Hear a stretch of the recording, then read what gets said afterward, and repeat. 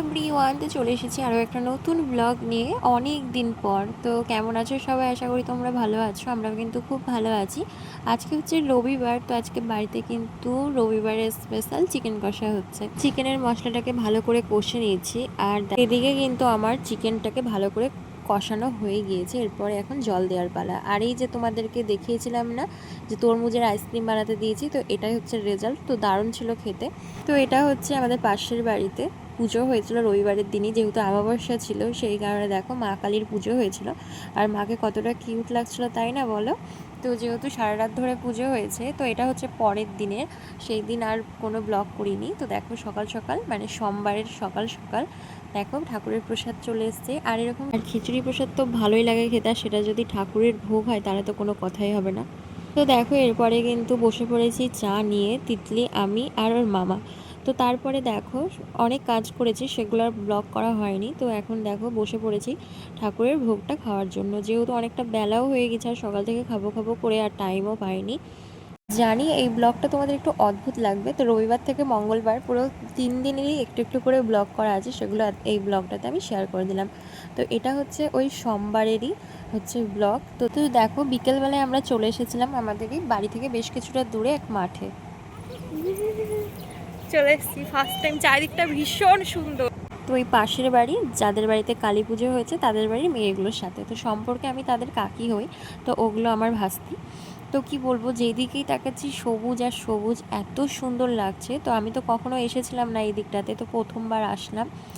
আর এই যে দেখো তার মাঝে ট্রেন চলে এসছে, কি ভালোটাই না লাগছিল, দারুণ লাগছিল। যেই দিকেই তাকাচ্ছি সবুজ আর সবুজ, তার মধ্যে এরকম ট্রেনটা যখন গেল ভীষণ ভালো লাগছিল। তো অবশ্য ট্রেনটা থেকে আমি অনেকটা দূরেই ছিলাম, তো একটু জুম করে তোমাদেরকে দেখাচ্ছিলাম।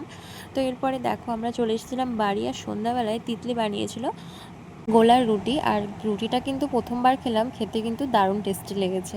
তো হাই এভরিওয়ান, এটা হচ্ছে পরের দিনের ব্লগ, মানে মঙ্গলবারের সন্ধ্যাবেলায়। তো দেখো যেহেতু আগামীকাল হচ্ছে মানে বুধবারে অক্ষয় তৃতীয়া, তো সেই কারণে দেখো এখন রাত্রি 9টা বাজে, আমি এখন যাচ্ছি দোকানে আলপনা দিতে। তার মধ্যে দেখো রেডি হতে গিয়ে দেখছি কারেন্টটাই চলে গিয়েছে। বাড়ি থেকে বেরোতে বেরোতেই দেখো কারেন্ট চলে এসেছে। এতক্ষণ অন্ধকারে তাড়াতাড়ি করে রেডি হলাম, সাজলাম, আর এখন দেখো লাইট চলে এসেছে। আমরা বেরিয়েছি বলে লাইটটা চলে এসেছে।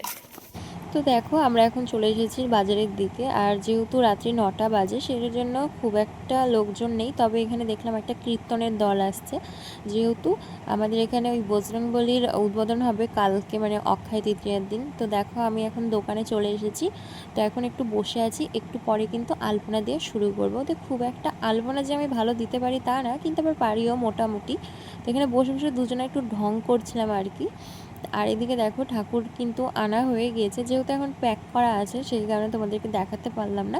কালকে সকালে অবশ্যই তোমাদেরকে দেখাবো। তো এই যে এখানটাতে পুজো হবে, এখানে এখন আলপনা দেওয়া হবে। তো বসে পড়েছি আলপনা দিতে, আর অনেক দিন পর আলপনা দিচ্ছি, তো সেই কারণে হাতটা না একটু কেঁপে কেঁপে যাচ্ছিলো।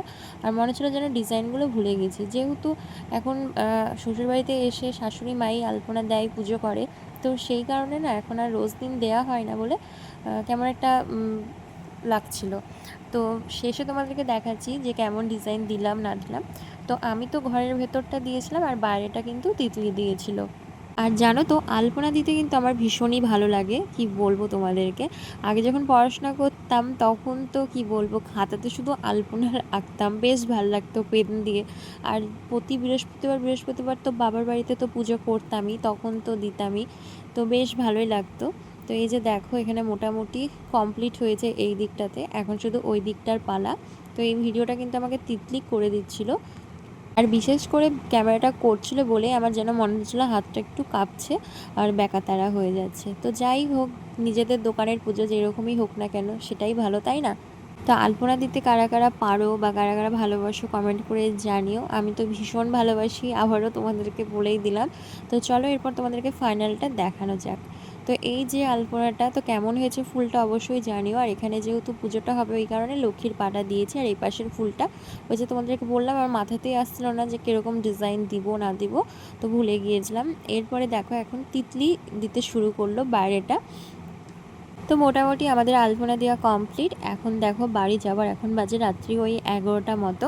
জন্য কিন্তু রাস্তাঘাট একটু ফাঁকা। তো চলো আজকের মতো ভিডিওটা আমি এখানেই শেষ করলাম। তোমাদের কেমন লাগলো এই মিলেমিশে একাকার ব্লগটা অবশ্যই কমেন্ট করে জানিও।